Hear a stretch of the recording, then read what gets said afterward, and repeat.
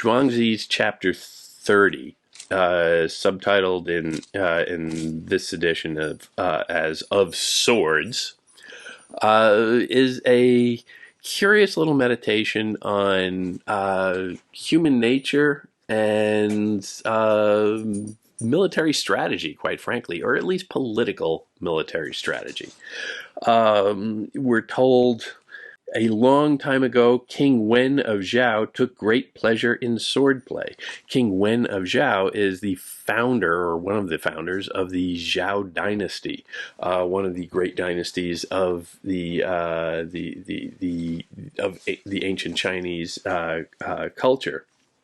So predating this is Zhuangzi writing this as long, long ago, once upon a time type stuff.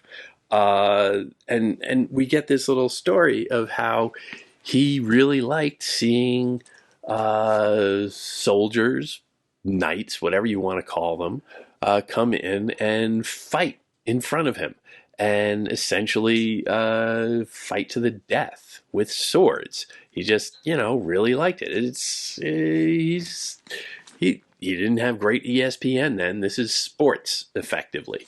And so he would get really into it, and this was becoming a problem. Lots of people were dying from it. Lots of soldiers were dying. If they're carrying around swords, chances are they come from some money too. So these are the young aristocrats of the nation who are all dying off because of one leader who is indulging his personal avarice for violence. And as I am saying all this out loud, everybody should be thinking, oh, Gilgamesh. Of course. But what happens is curious. What happens is very instructive. Little different than Gilgamesh, but still, you get people stepping in. Just like in Gilgamesh, it was either the gods stepping in to help out and solve the problem of their out-of-control leader, or it was the village or the city elders going to the gods and saying, hey, you got to help me with this. Here, the crown prince goes to Zhuangzi and says, you got to help us. You got to solve this problem. Zhuangzi, at this point, this is later in the book, this is very likely, scholars believe, disciples of Zhuangzi, the original Zhuangzi, writing many, many years, if not centuries after the fact. And here they are using Zhuangzi as a character in this story. And not surprisingly, he is portrayed as the very wise character, the counselor to the king, an ideal version of the person that they have all dedicated their lives to following. Zhuangzi goes, he gets dressed up, or dressed down, essentially. He's told that he should present himself in like rough working class clothes and show up and be, brutish, if you will. And he does this. And he presents himself to the king, and the king is intrigued. Well, the king says, which would you use as your weapon, the long or the short? He has these two swords. For my use, anything is fine. However, I have 3 swords that may be used only by a king. Let me tell you about these first, and then we will have the trial. Sorry about my dog barking.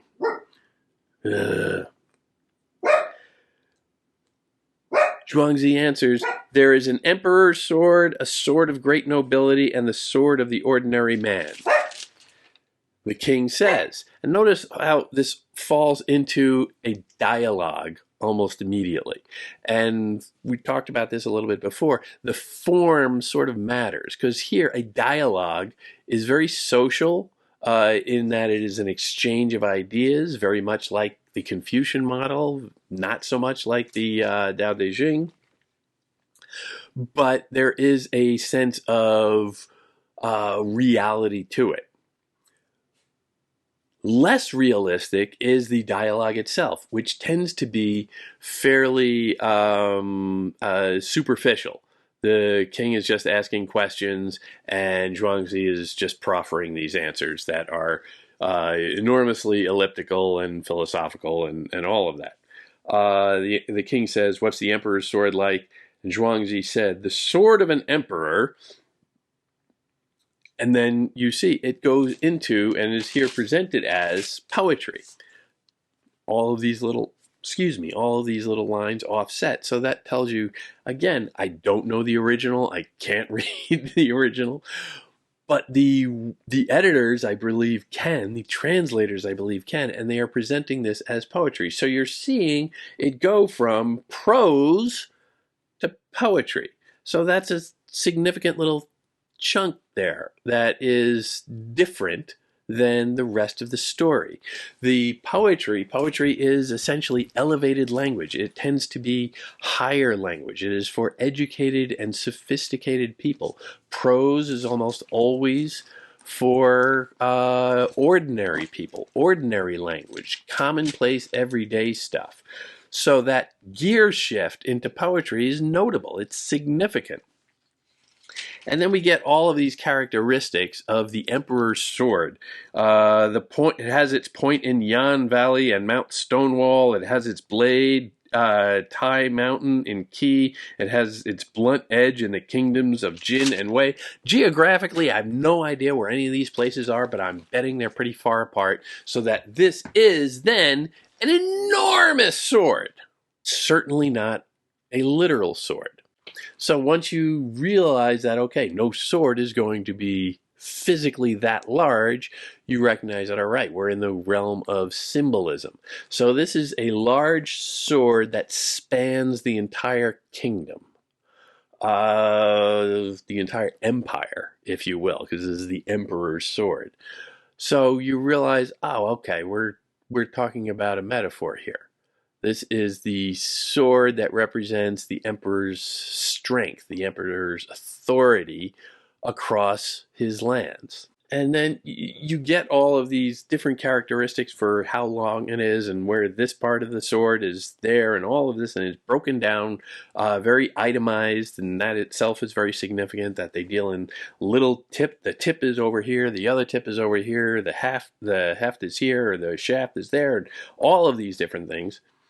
But you get this other curious little detail that's dropped right in there. It makes judgments of punishment or virtue. A sword makes judgments? A sword is a piece of metal, right? No, because we know we're no longer in the physical world. We're thinking beyond that. We're thinking through the symbol to the authority and the power behind it. If this is the emperor's sword in physical form, the physical form doesn't matter. We're thinking about the emperor's power behind it. And the emperor's power is to make judgments of punishment or virtue. So now we're really being told that this is something much more abstract, much more elevated, perhaps, than the common. This sword, when held up straight, has nothing before it. Pointed up, it has nothing above it. Pressed downward, it has nothing below it. And swung, has nothing around it. It slashes the clouds that drift above. It cuts to earth's axis below. Use this sword but once, and the nobility will all be brought in line, and the whole world will yield, for this is the sword of an emperor. Clearly, they're leaning into this metaphoric value. They are saying that the sword is effectively useless because there's nothing up above, there's nothing below, there's nothing at all around it. It exists in a kind of ideal, imaginary place. It's a symbolic sword, quite literally. And that invites, in this metaphoric context, the belief that, well, okay, the emperor's Power is largely symbolic. And this is the wise man Zhuangzi educating the emperor, the king, about this. And so it is a way of saying your power has to be idealized, it has to be abstract. You can't exercise it so much. The next sword he runs through that same basic pattern, just taken down a peg. That is the sword of the aristocrats, or whatever it say. The nobility is also largely useless. And this sword too, when held up straight, has nothing before it. Pointed up, has nothing above it. Blah blah blah blah blah.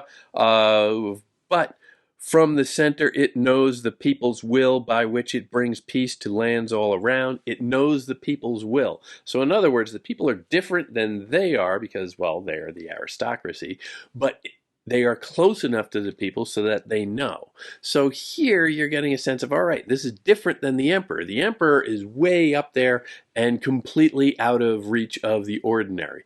Here, the nobility, the aristocracy, are pitched right between the two, between the common folk and the emperor, and so that they have the advantage to know the underlings. But their power is also largely symbolic. And then the king asked, "And what is the sword of the ordinary man like?" And, well, look what happens. We don't go back into poetry. We're back in prose, because prose is the language of the ordinary man. Zhuangzi said, "The sword of the ordinary man belongs to one with messy hair, with bristling locks and slouched cap, plain rough cap strings, robes hitched up in the back, bulging eyes and stumbling speech, men who hack at each other in front of you." Because that's exactly the outfit that we are told the king has everybody dress up in when they sword fight for him. And that's the same outfit that Zhuangzi, in fact, gets on so that he can go and, be one of them.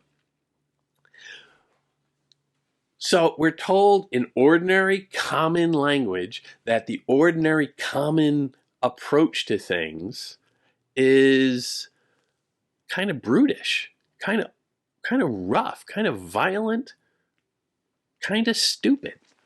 A high hack will chop off a neck, and a low one cuts liver or lungs. This is the sword of the ordinary man, and it is no different from cockfighting. That is not a compliment. Again, I'm taking that to be probably a liberal translation, but it is not a compliment. So here is Zhuangzi saying, "You dumb oaf, Your Majesty, you have been debasing your office by doing these rough, low-class things, by engaging in this kind of aggressive behavior, by killing people off willy-nilly for your own entertainment, for your own lust for entertainment, for your own attachment to physical violence, to physical world, the material world of man, the emotions." And this is enough to essentially change the king's mind. He frets about it a little bit. Zhuangzi has a little dinner and says, "All right, come on, relax, sit, relax." And then in the very last line, we're told that all the men perished on their own sword points. All the men who had been fighting had nothing left to do. So they went back and committed suicide. They went back to their own quarters, said, "Well, I'm out of ideas. This is all I have. This is all I am." And they killed themselves. And thus they lose, the kingdom, the empire, loses this resource, this the manpower. Again, these are probably not poor people. They were kind of dressing up as that, but they are, sort of like the lower nobility, The second sons traditionally are the ones who don't inherit anything, so they go out and they have to earn their keep in life some other way. That's the rule of primogeniture. But you can see these little behavioral hints, these little cues as to what makes a good life embedded in this. But here, it's also what makes a good leader. That focus on the higher things, the understanding of your role in the universe. The empire, the emperor, can only fulfill that role distinctly from the ordinary, if not fully detached from the ordinary. The emperor needs to be elite. So that's coming in as basic political advice. Don't get dragged down to the commoners. Keep your aims high. Keep your aspirations idealized. But it's also, I would say, a military goal, because a military leader, and here again we're talking metaphorically, a military leader who engages in willy-nilly wars, always throwing their weight around, well, that person is not going to be a successful leader. Because in the end, by exchanging in all of this violence, the king fritters away his military force, and in the end is left with nothing, or at least no military force. So there's that element going on here too. And you have to think also that there is some precedent for this. The great book Sun Tzu's Art of War came out of this, and that is, everybody would think, all right, that's a great book about warfare, and it's about being aggressive and going out there and taking charge and doing this and getting that land and all of this stuff. And it is, but it's also a reflective Daoist text that employs passivism, an awful lot. You should stay passive and reflective and conserve yourself and not expend your energies up until the moment of decisive action. And when that moment comes, you act very quickly, very decisively, very aggressively, but then you retreat to a passive Taoist stance. And I can see that element working out here too. But the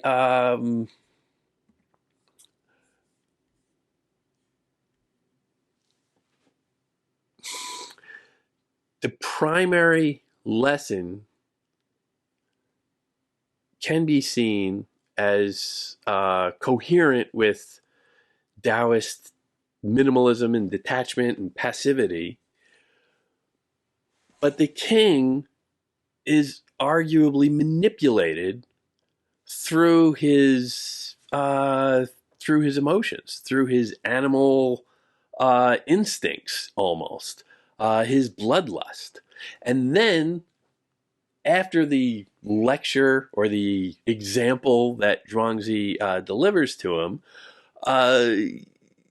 you could see that the story seems to be hinting that the king is ashamed to be debasing his role and is suddenly very self-conscious and wanting the approval of others, dispenses with his former practice, starts to practice this more elevated, classy, elite culture almost for the approval of other people.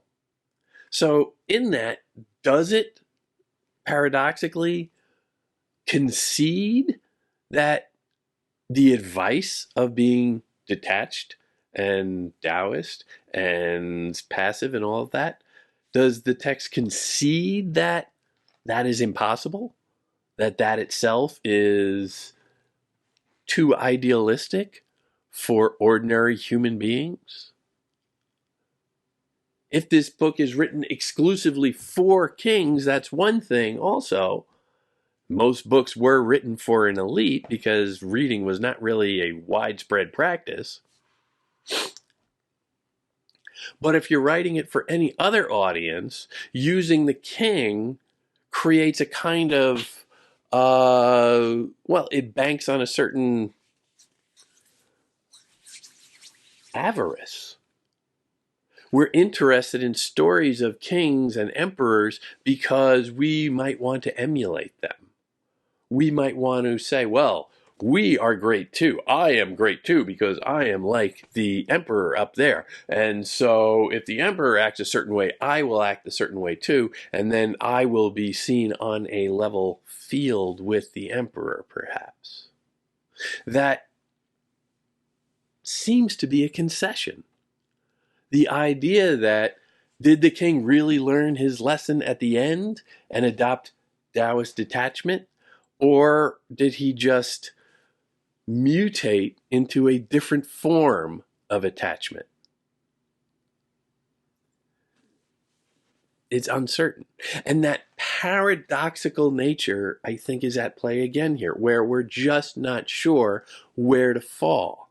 But it's the questioning that matters. It's the uncertainty. It's the dwelling in a liminal space of doubt, if not outright fear, mirroring the uncertainty of a sometimes hostile universe around you, or at least an unknowable universe around you.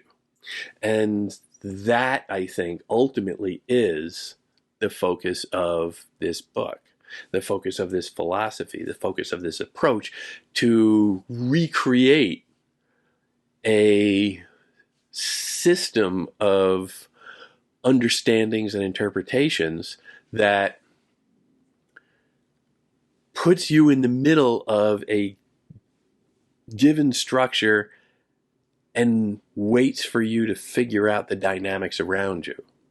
And by doing that, you might not reach any answers, but you develop a system of understanding and system of being comfortable within the world around you, which is another way of saying at one with nature.